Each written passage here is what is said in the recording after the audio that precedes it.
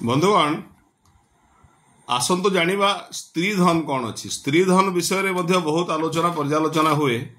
स्त्री धन होची गोटे महिलार एब्सोल्यूट प्रॉपर्टी जोटा कि तार निजर जदि मैरेज टाइम रे पाइथिबो, रिलेटिव पाखरु पाइथिबो, बापांको पाखरु पाइथिबो, सांग मानको पाखरु पाइथिबो, एवं जदि वेडिंग गिफ्ट पाइथिबो, डाउरी जदि माने वॉलंटरीली पाइथिबो, आफ्टर मैरेज हजबैंड देथिबे, इनलॉज मेंबर देथिबे, अदर्स देथिबे, बर्थडे रे पाइथिबो किंबा कोनोसी सेरेमनी रे पाइथिबो, सेटा होची गोटे स्त्री धन एब्सोल्यूट प्रॉपर्टी। एवं से एब्सोल्यूट प्रॉपर्टी को से जहा किछि भी करि पारे, से तार संपत्ति सेटा, एवं सेथिरे अन्य काहारी अधिकार रहे नहीं से जीवित थिबा पर्यंत। ए विषय आमे जानिबा।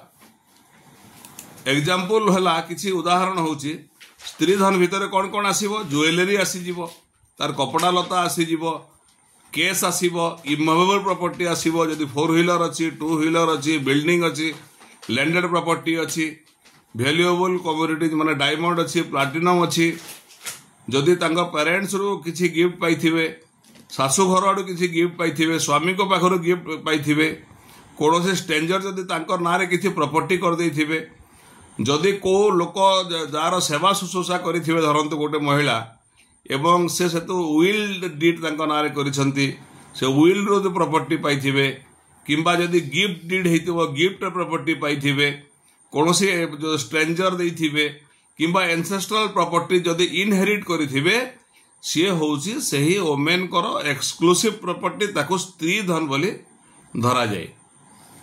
एणु स्त्री धन कौन? स्त्री धन होची it is a women's exclusive property and she alone has the right to use gift or bequeath it as she pleased. से जहा चाहिबो से ताकू करि परिबो, बिक्री करि परिबो, गिफ्ट करि परिबो, विल करि परिबो, एवं ये गिफ्ट कला बेले, बिक्री कला बेले, विल कला बेले ताकू तार कोनोसी हस्बैंड किंबा कोनोसी छुआ पिला मध्य बाधा दे परिबे नाही। स्त्री धनटा को किंतु रेकग्निशन करुची हिंदू सक्सेसर एक्ट 1956 जोटा अमेंडमेंट एक्ट अच्छी, सी हिंदू माने हिंदू वोमेन राइट टाको, राइट ऑन प्रॉपर्टी टाको सी रेकग्निशन करुची। एवं एथिरे ऑनरेबल सुप्रीम कोर्ट कर प्रतिभा रानी वर्सेस सूरज कुमार गोटे मध्य रिपोर्टेबल जजमेंट अच्छी, जो थिरे स्त्री धन को वोमेन्स गोटे गोटे महिलार एब्सोल्यूट प्रॉपर्टी बोली मध्य माननीय सुप्रीम कोर्ट कहिसंती।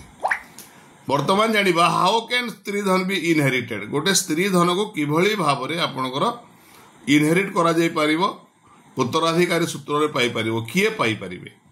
जदि गोटे महिला से कौनसी विल न करी करी आपणकर से जदि एक्सपायर करि जाउछंती, तांकर देहांत हो जाउछि, ताहले तांकर प्रॉपर्टी किए पाइबे? तांकर प्रॉपर्टी तांकर सन एंड डॉटर्स पाइबे एवं तांकर हस्बैंड पाइबे।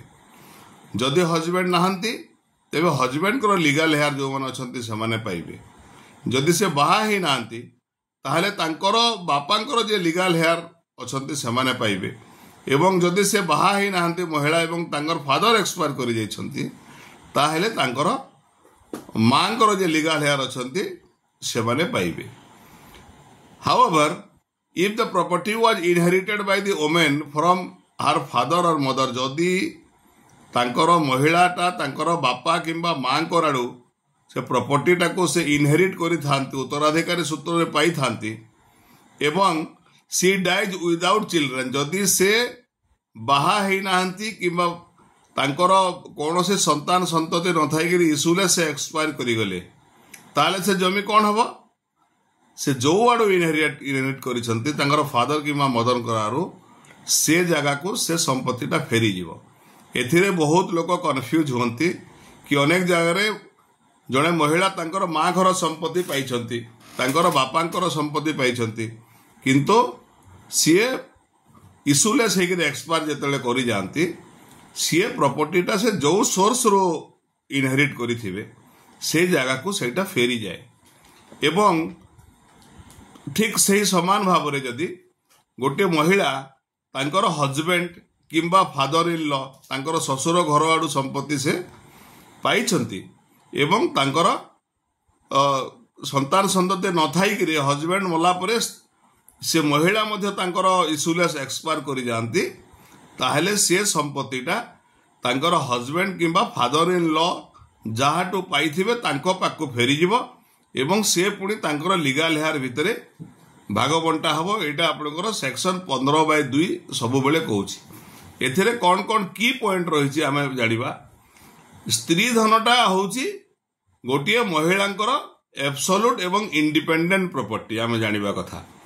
गोटिए स्त्री धन उपरे महिलांकर जीवित अवस्था केही तांकर सत्व एवं अधिकार किंबा दखल साब्यस्त करि परिबे नाही।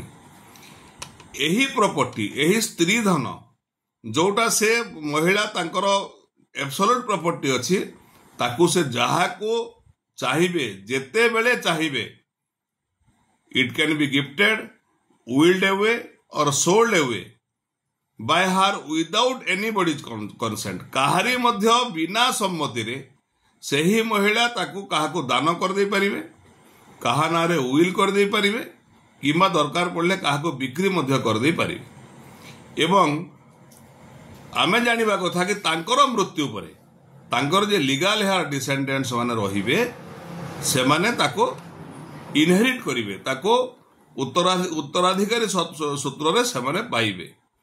एवं जदि तांकर के संतान संतति न थांती ताहले से महिला जो सोर्स रु पाई छंती सेही सोर्स को जदि फेरी जीवो सेटा आउ जदि से गिफ्ट जदि पाई छंती ताहले तांकर जोटा second legal second grader legal heir रहिबे आपनकर सेमानकर भीतर सेटा भाग हे जीवो। एणो सब बेले आमे जानिबा कथा कि गोटे स्त्री धन रे उपरे स्त्री रही अधिकार रहिछि, गोटे महिलांकर एब्सोल्यूट प्रॉपर्टी उपरे से महिलांकर ही अधिकार रहिछि। धन्यवाद।